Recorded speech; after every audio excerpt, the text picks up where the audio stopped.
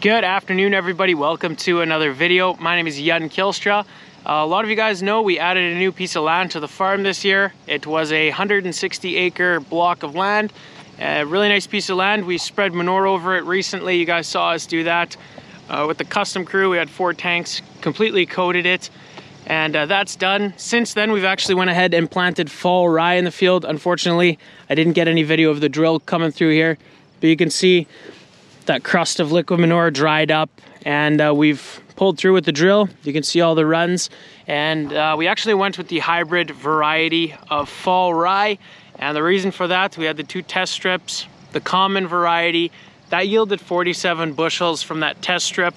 We combined it when it was ready to go, and the hybrid variety did 70. So a 23 bushel an acre difference is justifiable to us to spend the money on the hybrid, more expensive seed. But yeah, that's what's in this field. There was also some tree lines in here, and the previous owner used already an excavator or a dozer, and he came through here, uprooted all the big maple trees that used to be in this field.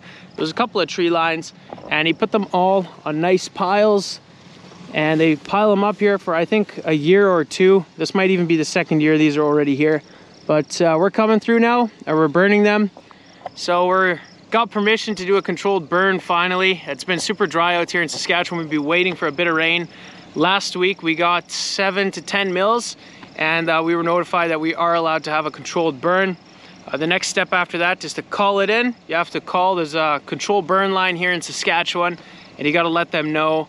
Otherwise, almost every time nowadays, someone's going to call it in, even if it's in the middle of a field. Call 911, get the firefighters out here. So you have to call it in, and you know that's responsible. Every farmer should have to call in a burn anyway, but we did that already, and now we have permission to go ahead and burn in this field. So we got our farm truck here, and the farm truck has the slip tank on the back. We usually use this to fuel equipment up in the field. You know, it's that mobile fueling station. It's full with diesel, and we're just going to be spraying it on the pile, and then we're going to drive to the next pile. We'll come back here, torch this, and then so on and so forth, kind of leapfrog all the piles. I don't know exactly how many piles there are out here. There is quite a few, but with that being said, we're gonna get the slip tank going, put some diesel on this pile, and light it up. There is a reason why we're using diesel instead of gasoline. It's not price, it is because diesel is a lot less flammable than gasoline. It's plenty flammable enough to get these piles going, and for that reason, it's gonna be a lot safer. Gasoline just lights up so much quicker, and diesel usually does do a better job of lighting a pile like this on fire. There's gonna be a flame there a little bit longer from the diesel, whereas gasoline is just gonna burn up like nothing real quick. So you have a better chance of actually getting the pile lit with diesel.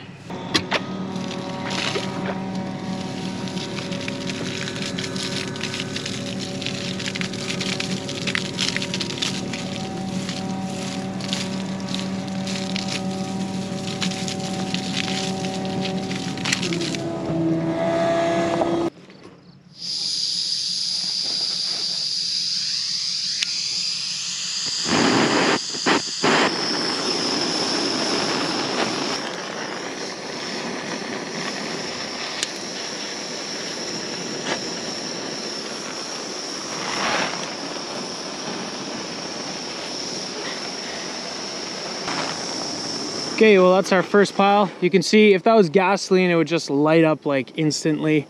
That's not exactly what we want, but that's definitely gonna get this thing going. We'll head over to the next pile.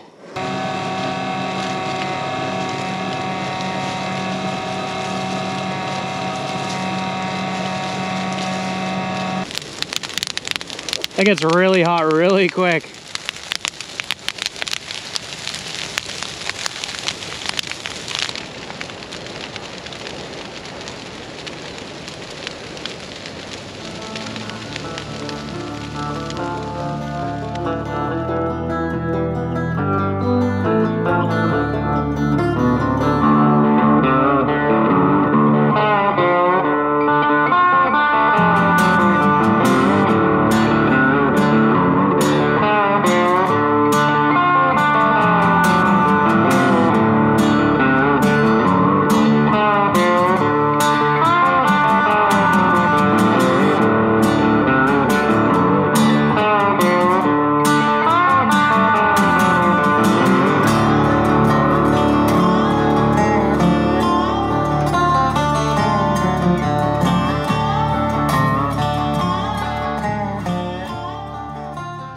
making quite a bit of progress. We got the 800-yard tree line that probably had 20 piles in it. That's completely burned, except for these 2 piles right here that are being stubborn.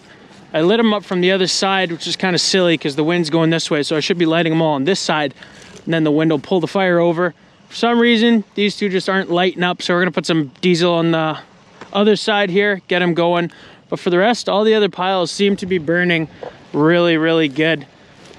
I'm just kind of hanging out here, keeping an eye on it, because there's a lot of piles here that are on fire, and if something does go wrong, I want to be out here and see it right away.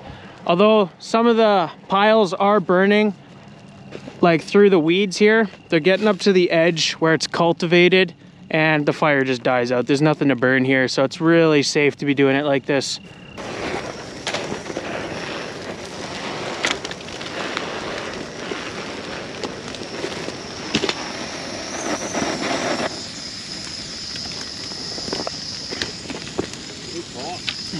Unreal. Where does it go now? It's bone and bone dry now.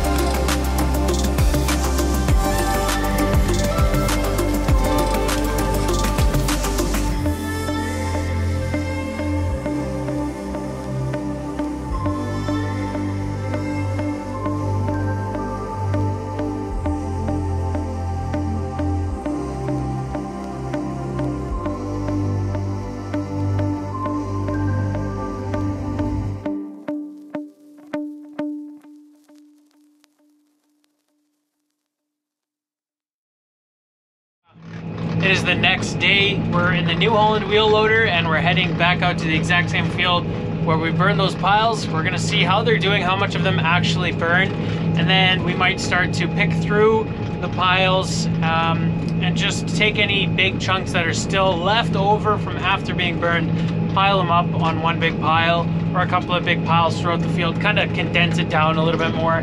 That's kind of how this whole process is gonna go, we think. We're gonna burn a bunch of piles, put them all back onto one pile, shake a bunch of sand out, burn them again, put them all into one big pile, shake all the sand out, burn them again, and that's just how it's gonna go, repeat. And hopefully we'll be able to clean it up like that. The goal is to either at the end of this fall, right before the big freeze, or next spring before we're seeding, hopefully we'll be able to disc all of the tree rows, and then the next crop that's gonna be seeded in this field is going to be able to be seeded through all those tree rows where they used to be. So yeah, hopefully within a year, you won't even notice those tree rows wherever there. That's kind of the goal, what we're going for here. This pile is looking really good. All the branches that were here are completely burned. The only thing that's really left is the stumps where the roots were in the trees, and that's because there's a bunch of dirt still around them. So that's kind of what we're going to be doing. There's also a few bigger branches. I'm sure those aren't completely dried out yet. That's why those survived, I guess. But this pile was actually burned 2 days ago, so it's not smoking so much anymore. The piles we lit up yesterday, they're all smoking quite a bit. I don't know if we're going to dig too much into those, but I got about 10 piles here. I'll try to condense these down as much as I can. So we're just going to be picking up chunks like that, shaking them out, trying to get only the branches and roots left.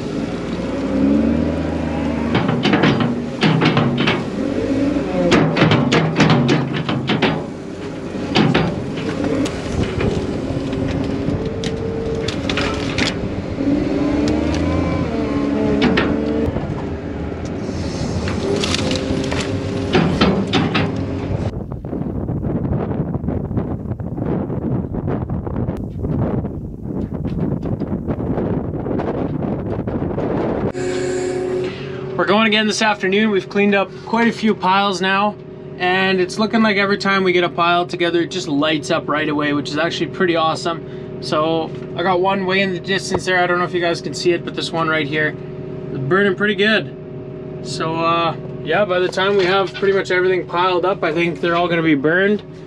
And then we can probably come here with the case loader, scrape it all together, maybe dig one big fat hole, dump all the crap in there, and then we can disc it and be pretty much almost done. I imagine, I don't know, that'd be pretty easy. But yeah, no, so far it's going really good.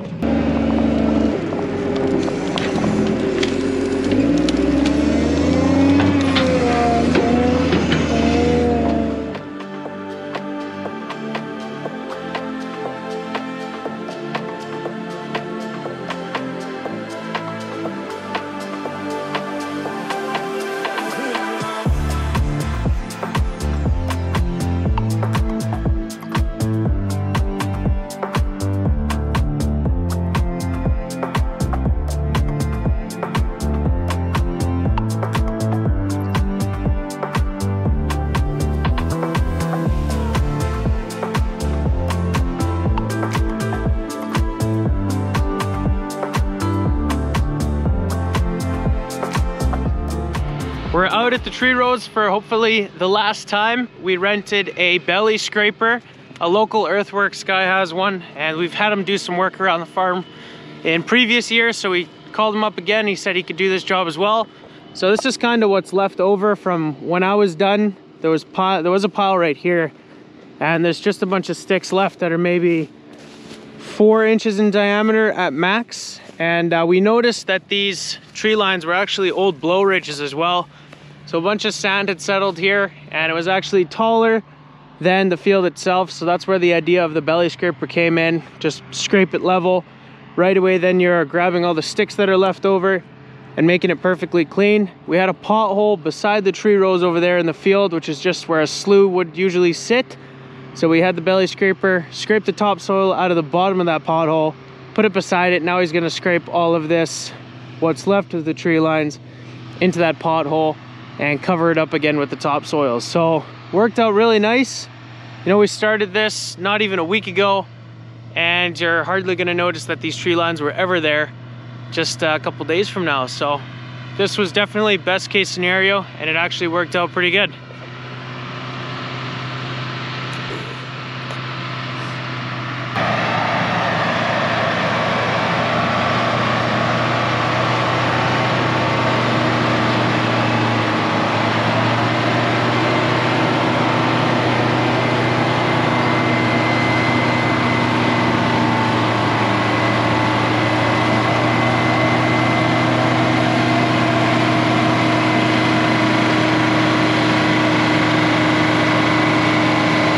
So you can see it starts to stall a little bit, the tires start to spin, and then he just backs that blade off a little bit, and he's able to pull away right away.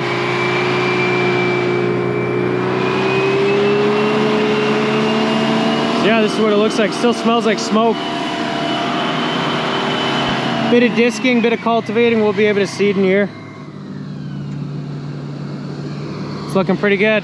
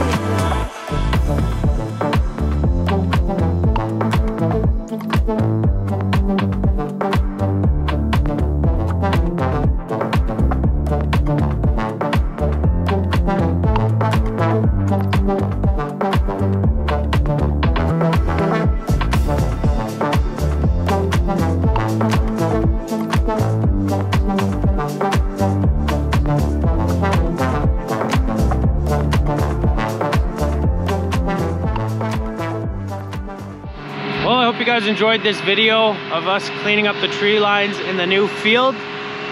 We kind of were not sure exactly how this was gonna go, but in the end, we got it done anyway. So yeah, I hope you guys enjoyed today's video. If you did, be sure to hit those like and subscribe buttons down below. Check out the Instagram @SaskDutchKid, and I hope to see you guys in the next video. Thanks for watching.